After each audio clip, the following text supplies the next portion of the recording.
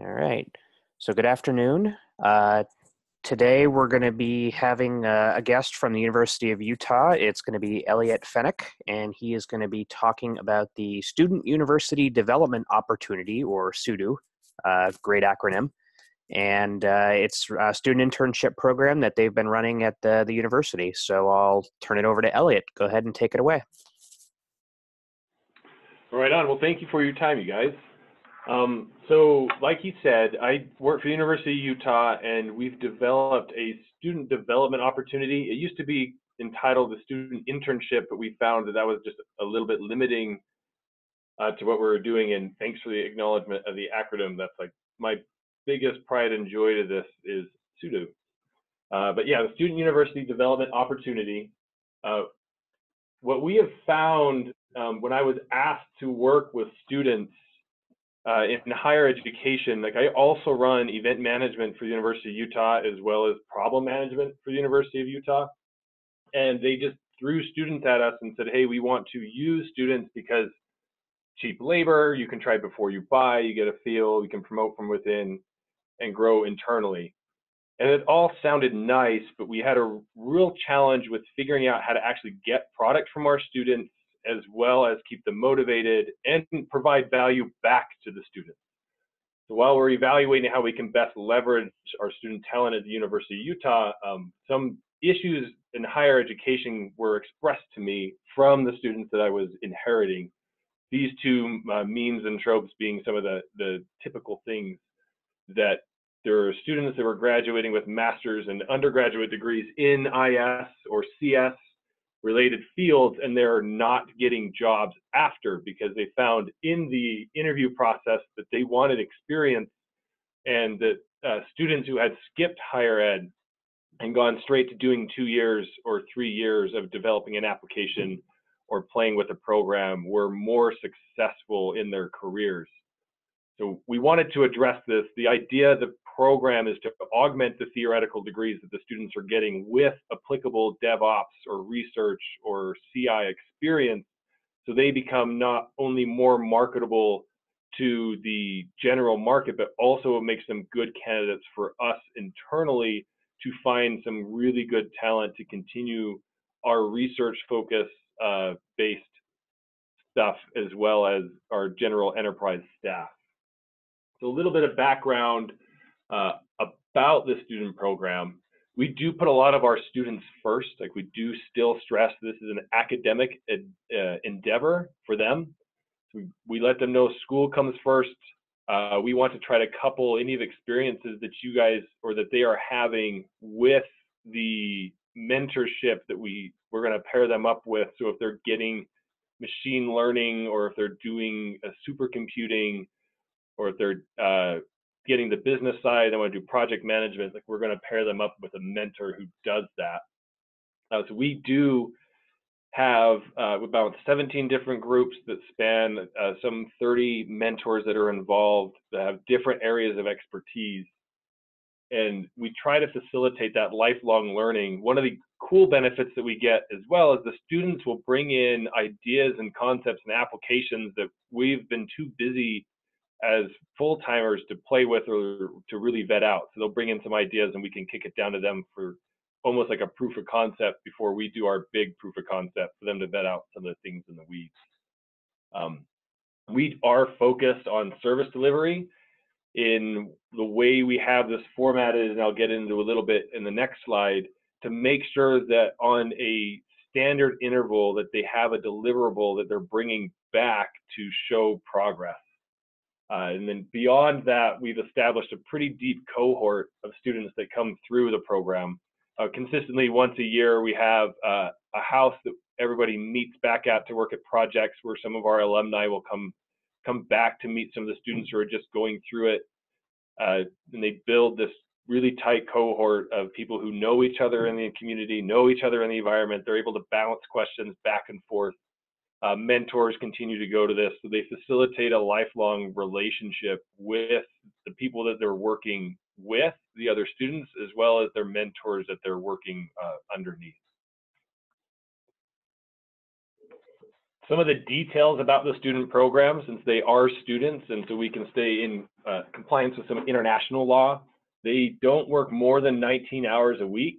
The big thing that we track is they can't work more than 1,550 hours in a fiscal year for us, else that puts them into benefits territory. But they can, to make sure they stay under that, if we do the math, 19 hours a week, I think really comes out to just under 1,500 hours. But they don't always work all that time. So some semesters they're only working 14 hours a week. They may skip a week as they head into finals if they negotiate it with their mentor to make sure they can study and cram that out. So there tends to be, at the end of the fiscal year, some extra hours kind of hanging around. So we're able to let them during holidays and breaks work more than that. So they can work up to 39 hours during those holidays and breaks. So summer is, we get a lot of really cool things produced from our students over the course of the summer because they're able to allocate more time to us. As long as they negotiate it every semester that they are enrolled in school, the way we do their scheduling is they set their school schedule first, and then they'll pair up with their mentor just to clear it, to let them know what hours that they're planning on working beyond that. We try to ask them to do somewhere between 14 and 19 hours a week. Anything underneath that, we tend to not get enough out of the student. It's not enough time to actually get involved in a project and to produce some good, tangible deliverables. We also emphasize larger chunks of time over smaller chunks. So we're not asking them to clock in for an hour between classes or 30 minutes here. It takes, as you guys are probably all familiar, it probably takes you about 30 minutes to actually get working. But once you actually sit down at work, it takes 20 to 30 minutes where you get the cylinders clicking. So we ask them for larger chunks of time as opposed to smaller chunks. So they're doing like a Tuesday, Thursday, 10 hours and 9 hours is totally doable. They'll work really long days, or they'll break it up throughout the week. As long as they're a current student at our institution, they're eligible to be a part of the program, which is cool because it means it's not temporal where we're only doing it on a semester by semester basis for their projects or just over the summer. As long as they're students, they get to work alongside of these mentors in the projects that they're doing. So we can, if you have like a freshman or junior that's coming in that's a little bit more raw, you can give them longer term projects and really mentor them over the course of a few years to watch a project all the way through. One of the really cool ones that we've had recently is the University of Utah established a multi-factor authentication mechanism.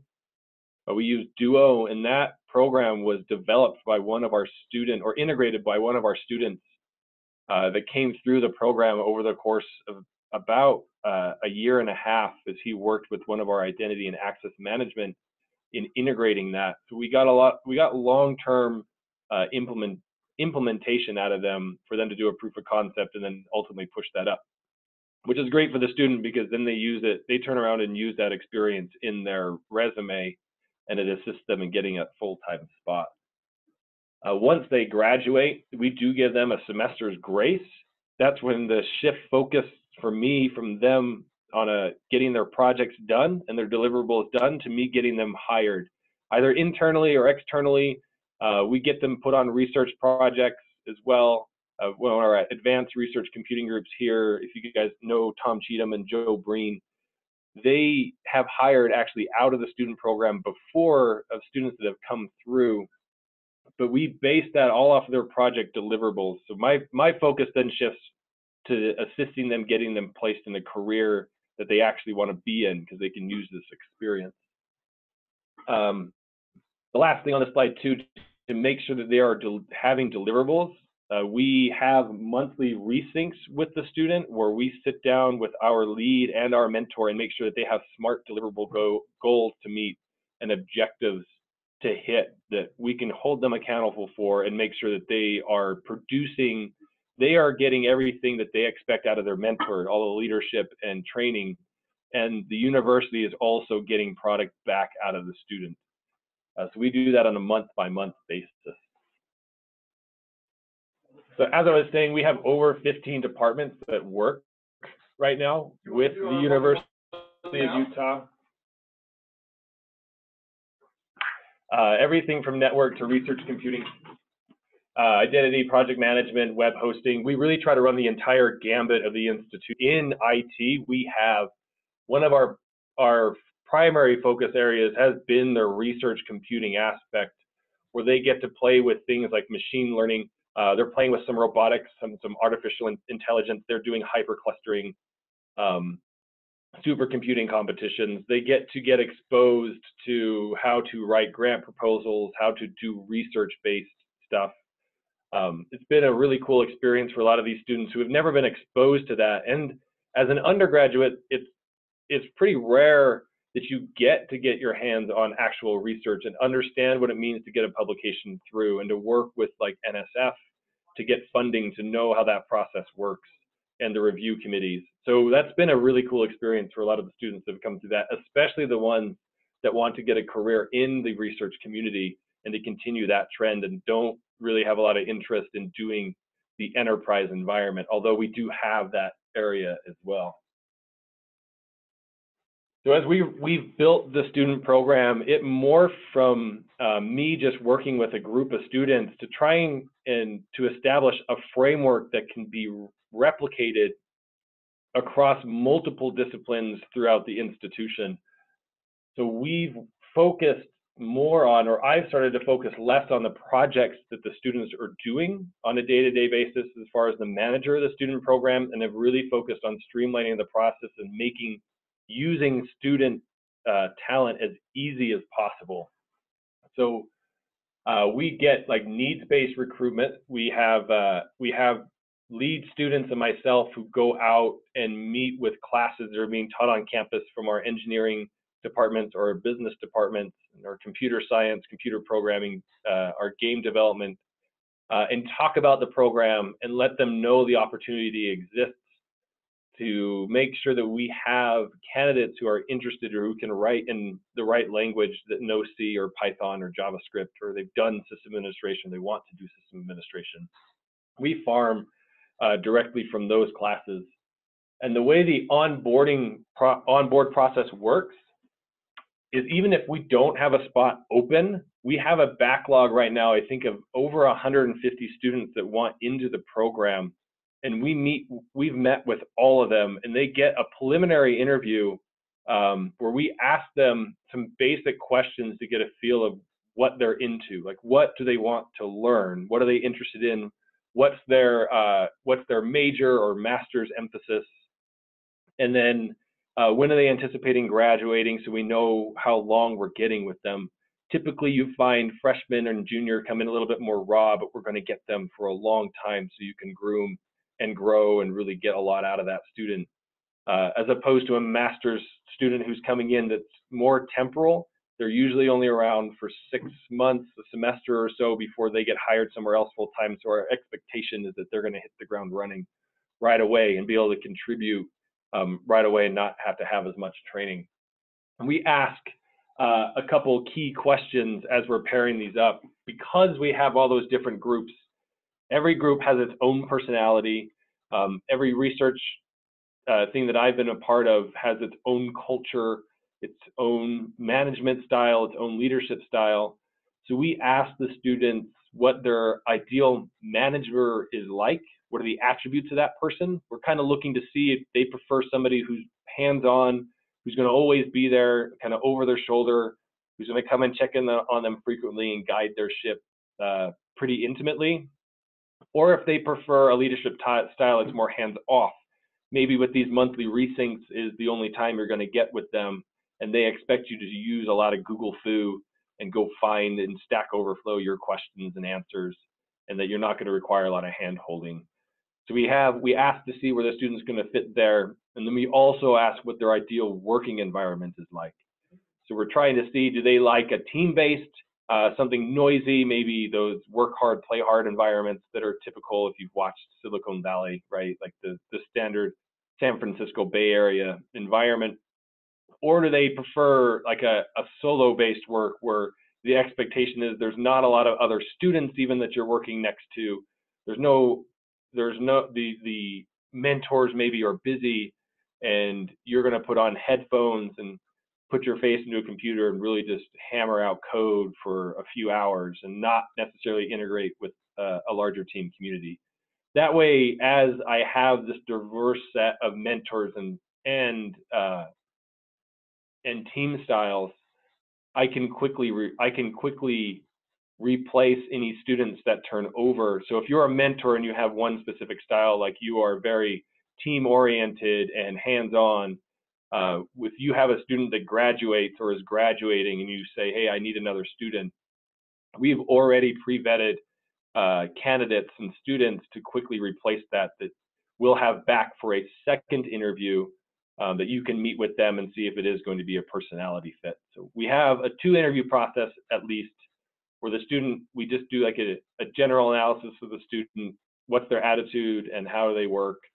And then we'll have a second interview when you actually have a project that you want them to work on, or you want them to join your research team to make sure that they fit that appropriately. And then the mentor gives the ultimate say of, yes, this is the person that I want to join our cluster. It's been nice as well, like I said, for internal promotion. So if you're looking for something long-term, at least on the enterprise side, it's a nice way for us to kind of try before we buy. So when we promote our students, and we have an internal promotion rate of about 40%, I think in our network engineering side at the University of Utah, our last 5 hires have been all directly from the student program.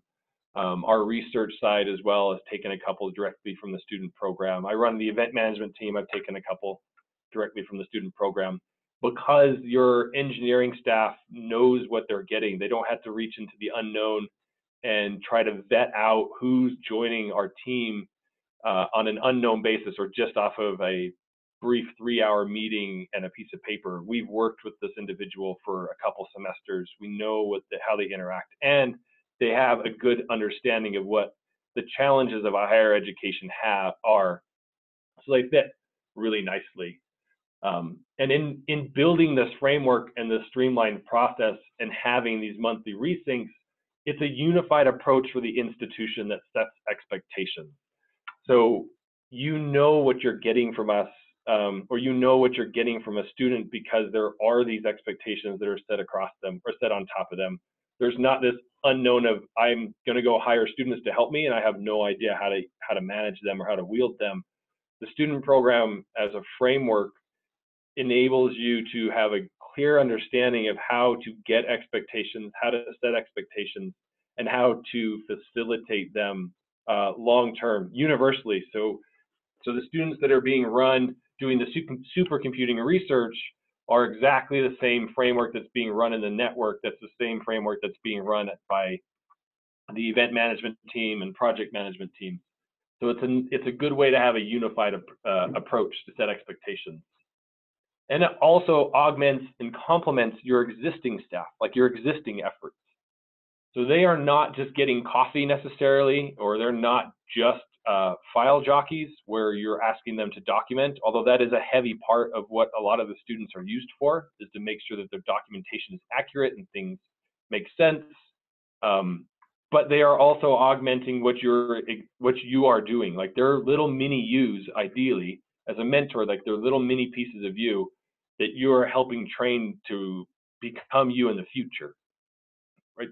So all the projects that you're actually working on, if there's some low-level stuff that's mundane, is a lot of the students don't necessarily get access to that. Like, they have a great theoretical framework and foundation to work through, but they don't necessarily have the experience or understanding of what does that mean to actually do it in practice. So most of the students that come through this are just hungry for that experience, just hungry to understand, how do I actually do this in practice? So when you give them something that you feel like is mundane and not meaningful, it's something they've never potentially been exposed to before and is extremely valuable to them. So ideally, they can augment that. And it grows, and this program as a whole grows beyond IT. I mean, you're teaching them work ethic, you're teaching them culture, they're getting to learn how to interact with people. There's a whole slew of peripheral benefits that the students have in engaging in this. One of the neat things that's, anytime we get a new mentor in as well, is the student program frameworks. It assists the mentoring as well. So the mentor then gets to learn how to lead or how to manage a lot of new mentors have never done that before. Like, I don't know how to mentor a student. And as the framework matures and works with the mentors, they become much better teachers and much better at facilitating or using the students to their benefit. So as we talk about these resyncs and these mentoring and teaching things, it was all based off of the Agile framework. If you guys are familiar with that, with the sprinting and Scrum methodology, it's kind of where I started on how to wield these.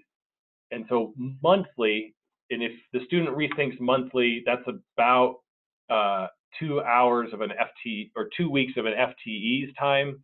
So every 2 weeks of time-based, we have a resync, which for the student equates to every month.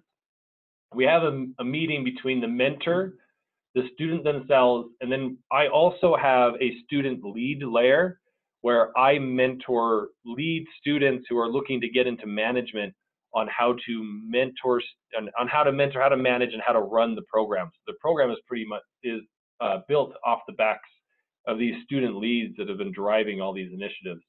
But the three of them get in a room together and they build SMART goals, those that are like time-based, actionable, recordable. I forget what the whole acronym means now. But they sit and they have actual tangible goals that the students work on. So they're not goals like, hey, I want the student to be better, or I want the students to bring a better attitude. Is the lead ensures that, hey, well, what's the outcome? What's my deliverable for that? Like, they are going to build 6 nodes of this cluster, or they're going to work on a perf sonar implementation, and I expect them to have the OS up and running over the month's time frame. So they operate a little bit like project managers, and they have kind of 2 areas of focus. They make sure that the mentor knows what the student's going through, like how is the student doing, do they need any more feedback from the mentor, and then the mentor can make sure that they have what the student is up to. So we document what are the projects that they're actually working on. So we'll set the goals 1 month. The next month we loop it back around.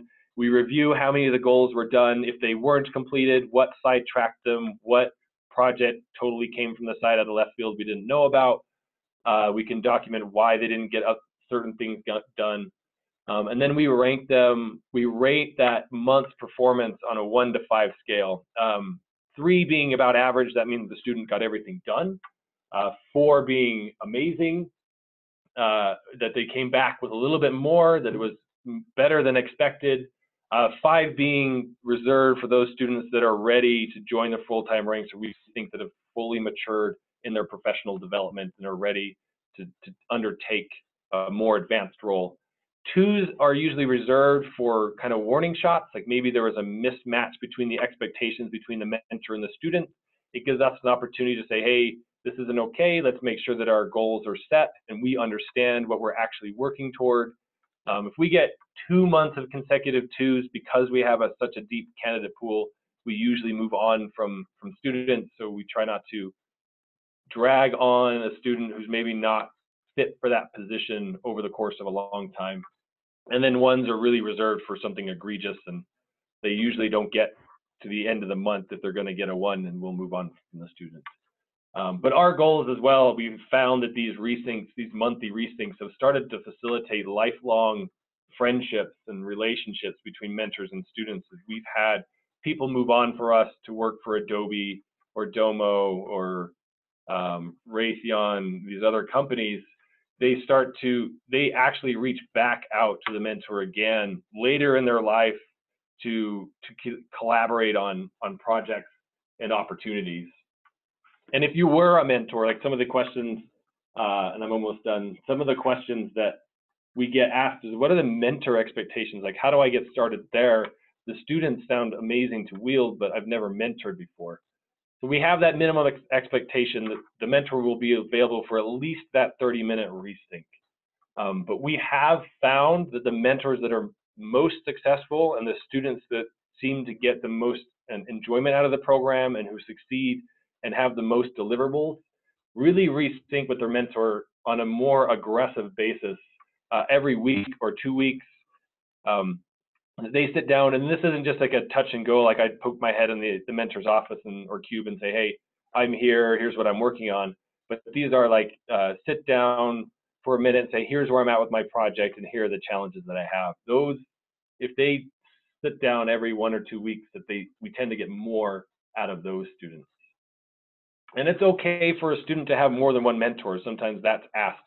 Especially in the research projects, you may have somebody who's good at doing networking, and then you also have somebody that's amazing at doing server administration, like 2 mentors, and you want the student to be able to bridge the gap. Where that's okay if they're working with multiple mentors, as long as we usually try to break it up to a month-by-month basis. So if you're going to switch a mentor, that you switch it on a month-by-month side.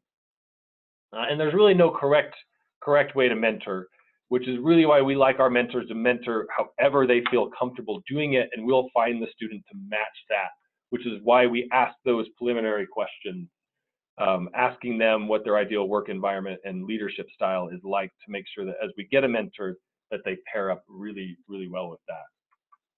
And overall, we found high success. The student program as a framework is broadening outside of just the research community and the CI community. We've had non-technical positions that have started to reach out and ask if this framework can help augment how they're using students and getting the most out of the institutional degrees and providing the biggest value to our students. The biggest goal that the university has here is to promote student success and to transform their lives. And we find that the students that come through this program are extremely successful post-graduation, and they come back and attribute this type of framework and program into their success. And we really facilitate that building a relationship and that camaraderie bond between the student and the mentor. So that's the general overview kind of how the student program works and what we're doing here at the university with the sUdo stuff. Is there any questions that you guys have or something you'd like me to elaborate on, maybe projects or anything like that? All right. Well, thank you, Elliot, for going over that. I'll remind people that if they want to just type in questions into the chat, they can do so. I have a couple that I sort of jotted down to get us started here. So I think you mentioned this very early in the talk, and I wrote it down quickly because I think it sort of summarizes a lot of what goes on in the technical community. You know, the students want to be more marketable, and they can't get jobs because they don't have experience. But you know, their classmates that maybe spend a little bit of time and write their own open source project, sort of out on their own, or whatever the case may be, get that same sort of experience.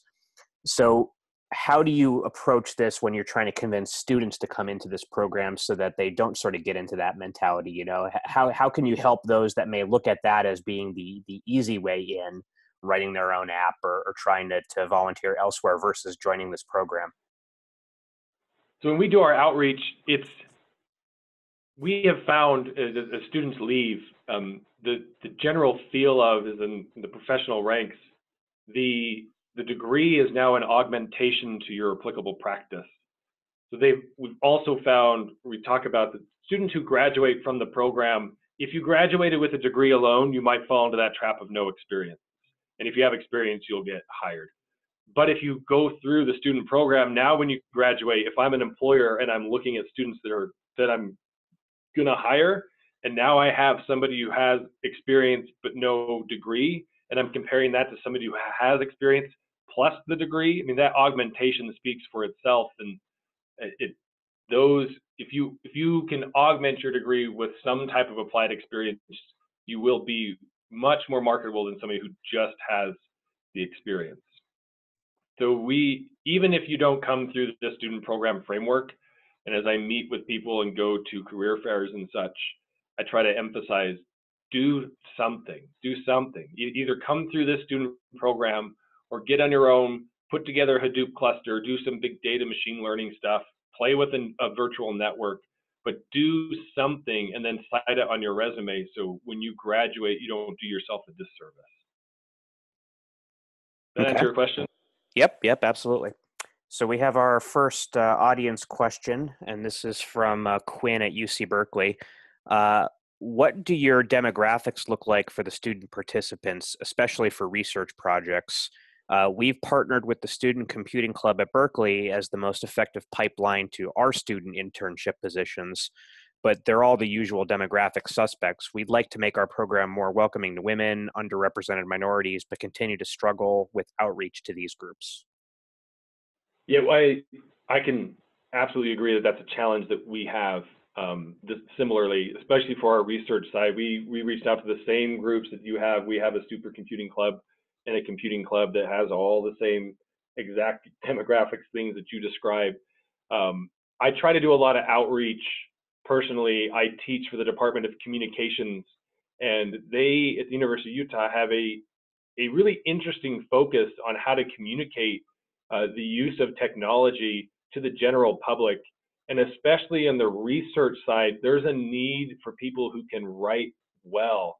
And the University of Utah has with that focus, as I've worked with the humanities department, we're able to pull students who might not have as technical of a background as some of these student computing kids do, who have they can write Python, they can write code, they know about flats or original C. But what they do know is they have like a high level understanding, like they played with words plus sites, PHP, HTML, but they can write. So they can take a lot of that and we get them involved in those arenas. And there's been a couple that have participated in the writing of a grant proposal that can move into the more technical ranks as they get exposure. And I've found that the diversity thing, in my experience, is starting to broaden. Like it's slowly becoming less here.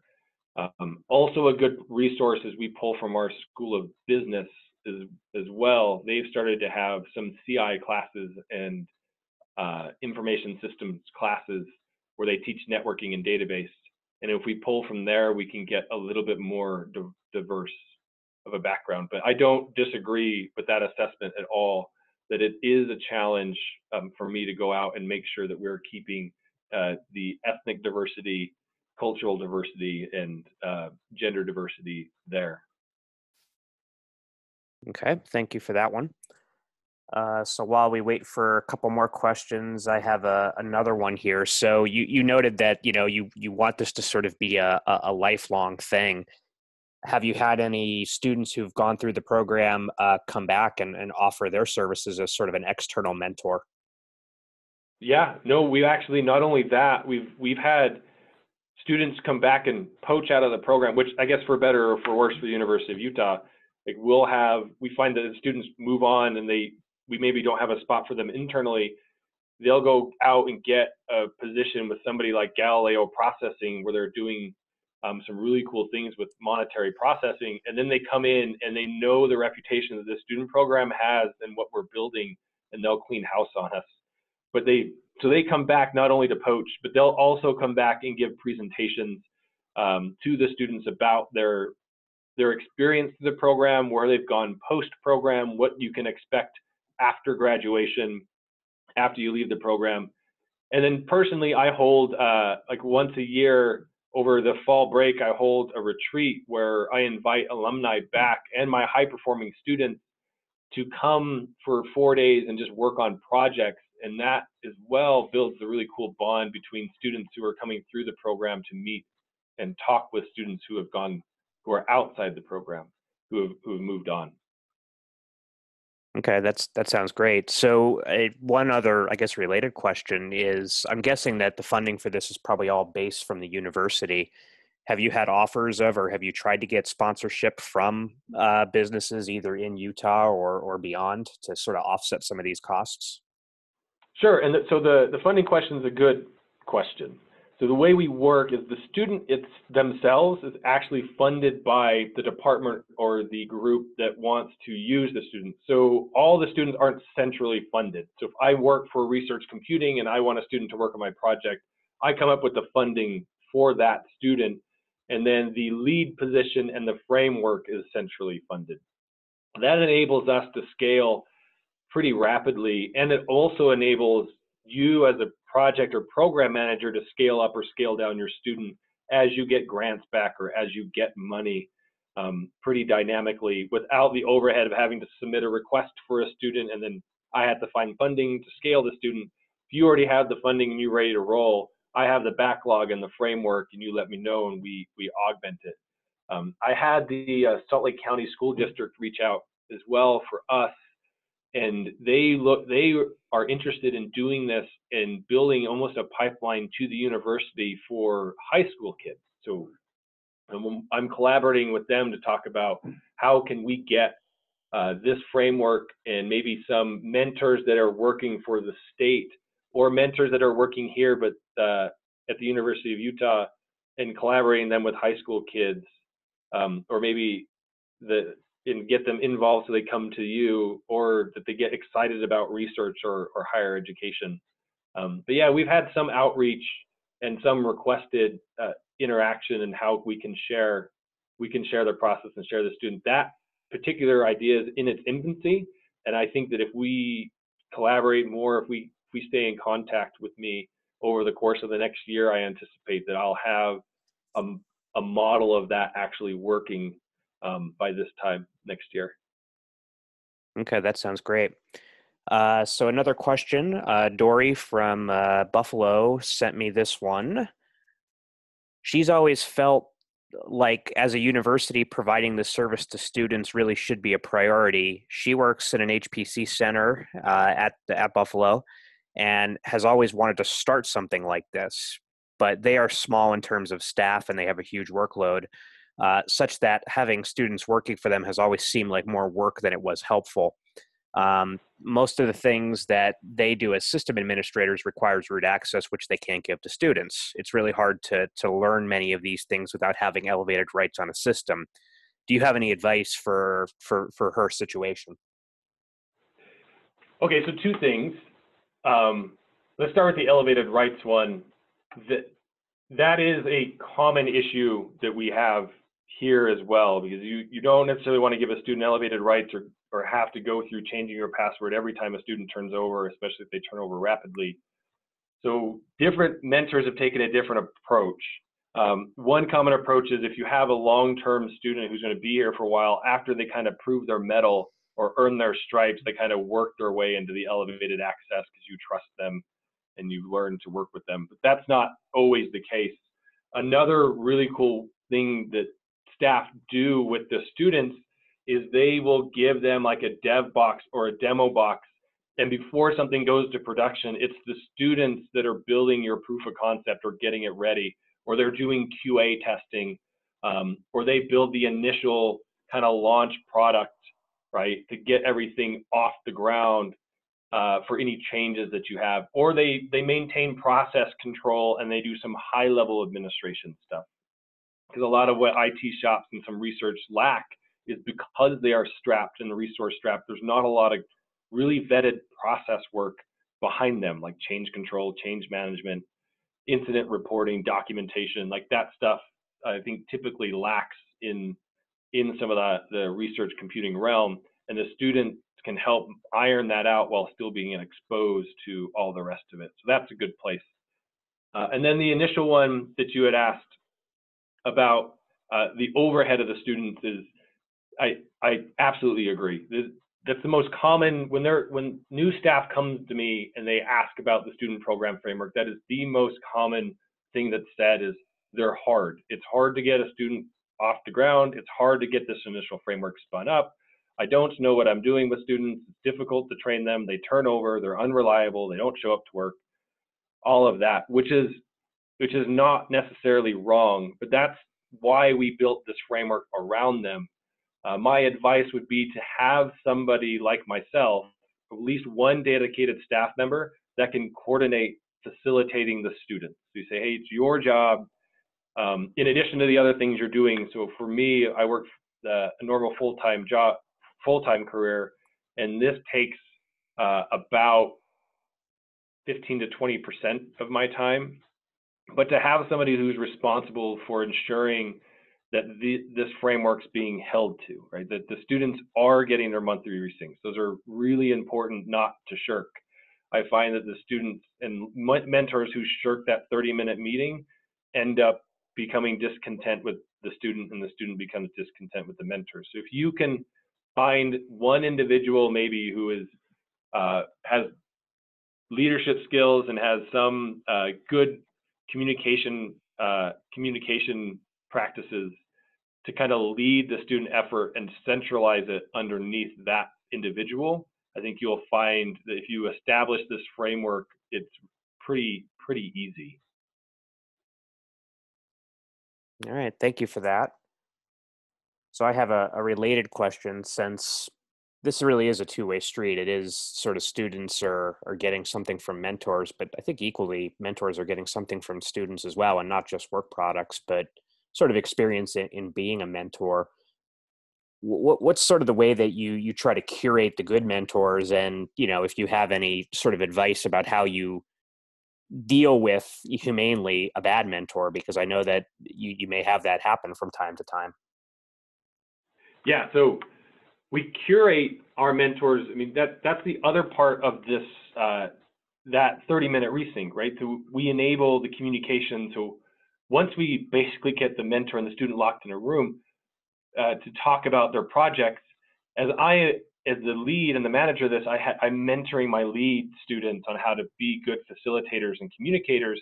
One thing that we like to pull out is during those resyncs, we talk about the student themselves, right? We try to make it apparent that these students have lives that are happening around them. Try to build that relationship and get the mentor invested in that student and it as an individual. That's why we try to make sure that the mentor has a big say in who we're picking. So they're invested in the picking of the student. They're not being given a student. They actually got to look at the backlog and pick between 4 or 5 students that were available that had a skill set that matches theirs. That they are the ones that invest in the students. So they pick the students. So there's investment there. And then when we sit down with them once a month and we talk about the student themselves, and the lead's role is to try to find the commonality to start to engage the mentor and the student. During that, not only are we trying to get the projects, I mean, that's easy. Really, if you're doing it right, the project deliverables can happen in 5 minutes. And if you have a good mentor, the project deliverables are done before they get to the door. You use that 30 minutes as a lead to foster that growth and that camaraderie.